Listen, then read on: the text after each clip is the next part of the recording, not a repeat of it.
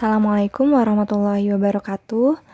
Pada kesempatan ini kita akan melanjutkan pembahasan mengenai konfigurasi elektron. Nah, pada kesempatan ini yang akan kita pelajari yaitu mengenai konfigurasi elektron mekanika kuantum. Nah, pada teori mekanika kuantum, ternyata satu kulit itu terdiri dari beberapa subkulit. Kemudian, satu subkulit itu terdiri dari beberapa orbital. Dan satu orbital itu hanya menampung maksimum 2 elektron. Nah, seperti yang sudah pernah kita pelajari bahwa kulit atom itu terdiri dari kulit ke-1 yang disebut dengan kulit K, kulit kedua yang disebut dengan kulit L, dan lain sebagainya. Nah, kemudian untuk subkulit, jenis subkulitnya ini ada subkulit S, subkulit P, D, dan F. Nah, di mana subkulit S ini memiliki jumlah orbital sebanyak 1. Subkulit P itu sebanyak 3, subkulit D 5, dan subkulit F itu ada 7. Nah, di mana tadi setiap orbital itu maksimum menampung 2 elektron. Nah, sehingga untuk subkulit S yang hanya memiliki 1 orbital, berarti satu orbitalnya itu hanya maksimum menampung 2 elektron. Nah, sedangkan untuk subkulit P itu karena ada 3 orbital, maka 3 dikali 2 gitu ya. Jadi ada 6 elektron maksimum yang bisa ditampungnya. Kalau subkulit D berarti karena 5 orbital, jadi jumlah elektron maksimumnya adalah 10. Subkulit F itu karena ada 7 orbital, maka jumlah elektron maksimumnya adalah 14. Jadi tinggal dikali 2 elektron. Nah, kemudian dalam konfigurasi elektron mekanika kuantum atau berdasarkan subkulit ini harus memperhatikan beberapa aturan atau prinsip. Nah, yang pertama itu adalah prinsip Aufbau. Nah, di mana pada prinsip ini dijelaskan bahwa elektron-elektron mengisi subkulit mulai dari yang berenergi rendah terlebih dahulu, kemudian baru dilanjutkan ke subkulit yang berenergi lebih tinggi. Nah, energi yang lebih rendah itu berada pada kulit pertama gitu ya, jadi di kulit yang paling rendah. Nah, sehingga urutannya itu ya ini sebagai berikut ini. Nah, di mana di sini cara pembacaan urutannya itu adalah dari atas ke bawah sesuai dengan mengikuti arah panah gitu ya. Jadi, yang pertama yang energinya paling rendah dulu itu adalah 1S, kemudian 2S. Kemudian naik ke atas lagi 2P, 3S, 3P, 4S, 3D, 4P, 5S, 4D, 5P, 6S, naik lagi ke atas 4F, 5D, 6P, 7S, 5F, 6D, dan 7P gitu ya. Nah, kalau dituliskan seperti ini. Nah, kemudian apa yang ada di atasnya ini gitu yang seperti kuadrat ini. Nah, ini adalah menunjukkan jumlah elektronnya. Dimana tadi kan sudah dibahas bahwa setiap orbital itu maksimum menampung 2 elektron. Nah, karena subkulit S ini hanya memiliki 1 orbital, maka elektron maksimumnya itu hanya sebanyak 2, jadinya 1s2. Jadi kalau 1s atau 2s, 3s, dan seterusnya itu pasti 2 gitu ya. Nah, ini 1s2, 2s2, kalau 2p, 3p, 4p, dan seterusnya, karena p itu memiliki 3 orbital, di mana setiap orbital itu maksimum menampung 2 elektron, ya maka elektronnya itu ada 6, jadi 2p6, 3p6, 4p6, dan seterusnya. Kalau untuk yang D itu karena 5 orbital, maka maksimum elektronnya 10, jadi 3D10, 5D10, 4D10, dan lain sebagainya. Nah, jika mau dihafalkan, ini ada trik mudahnya. Nah, ini ya, tinggal si sapi, sapi, sedap, sedap, sefedaf, sefedaf, gitu. Nah, supaya lebih terbayang, kita bahas contoh soalnya ya. Di sini ada soal, tuliskan konfigurasi elektron berdasarkan subkulit dari atom berikut. Nah, yang pertama ada atom oksigen, kemudian aluminium, brom, ferum atau besi, krom, kemudian Cu atau tembaga. Nah, yang pertama kita bahas yang oksigen. Oksigen ini memiliki nomor atom 8, artinya elektronnya berjumlah 8. Nah, sesuai dengan prinsip Aufbau, kita konfigurasikan berdasarkan dari yang tingkat energinya paling rendah terlebih dahulu ya. Nah, berarti dimulai dari 1 S gitu ya, di mana 1S itu hanya menampung 2 elektron. Jadi 1S 2. Nah, di sini kan elektronnya berjumlah 8. Nah, baru didistribusikan atau disusun sebanyak 2, berarti sisanya ada 6 lagi ya.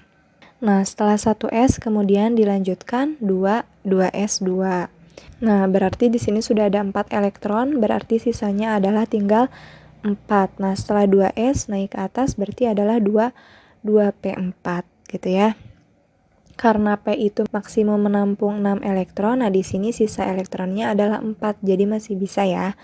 Nah, kalau 2P7 itu tidak bisa gitu, karena P itu hanya maksimum menampungnya 6 elektron. Nah, kemudian yang nomor 2, aluminium dengan jumlah elektron 13. Kita mulai dari 1S2, kemudian 2S2, 2P6. Nah, ini sudah jumlahnya ada 2, 4, tambah 6, 10 ya. Sudah 10 berarti 13 dikurang 10, sisanya adalah tinggal 3. Setelah 2P itu 3S. Nah, 3S3 boleh tidak? Tidak ya, karena S itu hanya maksimum menampung 2 elektron. Jadi di sini 3S2. Setelah 3S itu adalah 3P. Sisanya berapa lagi elektronnya? Di sini sudah 6, 8, 10, 12, berarti 1 lagi. Nah, berarti sisanya 3P1. Untuk yang brom itu jumlah elektronnya adalah 35. Berarti 1S2, 2S2, 2P6, 3S2, 3P6, 4S2. Coba kita hitung dulu ada berapa. 6, 7, 8, 9, 10, 12, 14 tambah 6, 20. Berarti sisanya masih banyak ya. Sisanya masih 15 lagi. Nah, setelah 4S2 itu ke 3D. Nah, D itu menampung maksimum berapa elektron? Ya, D itu maksimum menampung 10 elektron. Jadi masih bisa 3D 10. Berarti sisanya tadi karena sisanya 15 sudah didistribusikan ke D yaitu 10, berarti tinggal 5 ya. Setelah 3D itu 4P, berarti 4P5. Kemudian yang ferum atau besi dengan nomor atom 26. Berarti 1S2, 2S2, 2P6, 3S2, 3P6, 4S2. Nah, ini sudah 20. Sisanya itu berarti ada 6 lagi ya. Setelah 4S2 itu adalah 3D6 berarti. Nah, ini. Nah, kemudian yang krom dengan jumlah elektron sebanyak 24. Nah, berarti 1S2, 2S2, 2P6, 3S2, 3P6, 4S2. Nah, sampai 4S2 itu sudah 20 ya, berarti sisanya 4. Nah, 3D 4. Nah, tapi ternyata ada pengecualian. Nah, untuk konfigurasi yang ini, pada krom ini, ternyata konfigurasi seperti ini tidak stabil. Nah, gitu ya. Jadi, ternyata pada pengisian elektron subkulit D itu cenderung penuh dan setengah penuh. Jadi kalau misalkan ini subkulit D-nya sudah 4 kan hampir setengah penuh. Setengah penuhnya itu kan 5. Karena D itu maksimumnya itu kan 10. Berarti setengahnya itu adalah 5. Nah, jadi ini kalau terakhirnya 3D4 ini tidak stabil. Jadi dia lebih ingin atau lebih cenderung untuk 3D5 saja gitu ya. Nah, sehingga yang tepatnya adalah seperti ini. Jadi satu elektron pada 4S itu diambil, nah didistribusikan ke D. Jadi 4S1 3D5. Nah, ini lebih stabil konfigurasi elektronnya. Nah, begitupun dengan yang hampir penuh, yang penuh gitu ya. Misalkan di sininya 3D9.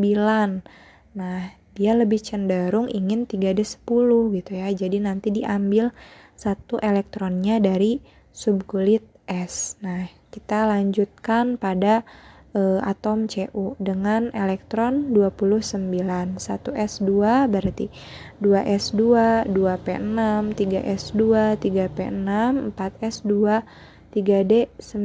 Nah, ini stabil tidak 3D9? Tadi kecenderungannya penuh dan setengah penuh untuk subkulit D. Jadi konfigurasi yang ini kurang stabil gitu ya. Nah, lebih stabil yang bawah ini. Nah, jadi satu elektron S-nya ini diambil sehingga subkulit D-nya ini menjadi penuh, yaitu 3D10. Nah, sedangkan 4S-nya jadi 4S1. Nah, ini lebih stabil. Nah, gitu ya. Jadi perlu diingat, ini penting, pada pengisian elektron di subkulit D itu lebih cenderung penuh berisi 10 elektron atau setengah penuh berisi 5 elektron. Tapi kalau sisanya 3, 3D3, 3D2 atau 3D7 itu tidak masalah. Jadi kalau sudah menemukan 3D4 atau 3D9, nah itu perlu diubah gitu ya.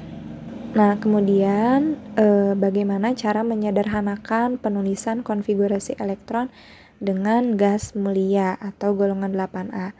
Nah, jadi kadang-kadang konfigurasi elektron itu disingkat gitu ya, disederhanakan dengan ini unsur-unsur pada gas mulia atau golongan 8A.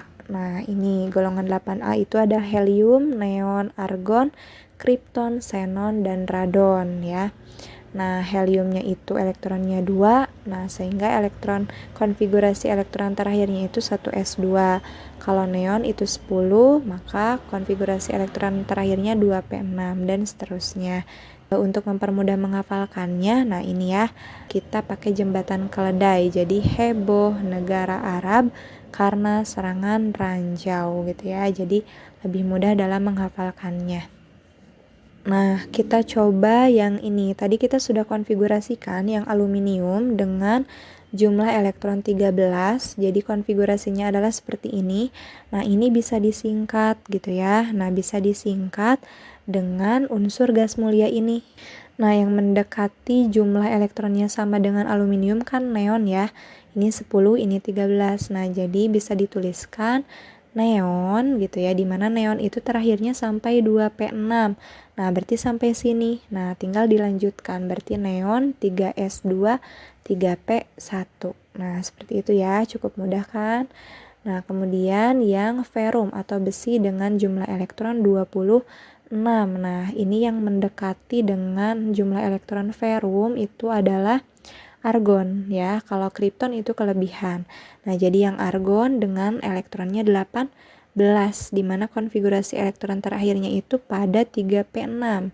Nah, berarti yang pada awalnya konfigurasinya seperti ini, nah kita cut sampai 3p6, kita ganti dengan pakai kurung siku argon gitu ya. Nah, karena sampai 3p6, sisanya adalah 4s2, 3D6. Nah, seperti itu ya cara menyederhanakan konfigurasi elektron. Nah, sekarang kita lanjutkan bagaimana dalam menggambar diagram orbitalnya. Nah, tadi kita sudah bahas bahwa subkulit S itu memiliki 1 orbital, subkulit P itu 3, subkulit D itu ada 5. Nah, orbitalnya itu bisa digambarkan dengan bentuk kotak seperti ini. Nah, di sini subkulit S itu ada 1 kotak karena hanya 1 orbital gitu ya. Subkulit P ada 3 kotak karena ada 3 orbital. Subkulit D ada 5 kotak karena memiliki 5 orbital. Nah, kemudian pengisian elektronnya itu yaitu dengan tanda panah seperti ini. Ada tanda panah ke atas dan ada tanda panah ke bawah. Jadi salah jika penulisannya dua-duanya tanda panahnya ke atas. Karena elektron itu bernilai negatif gitu kan. Nah, jadi arah rotasi perputaran elektronnya itu harus berlawanan gitu ya. Karena nanti akan terjadi tolak-menolak.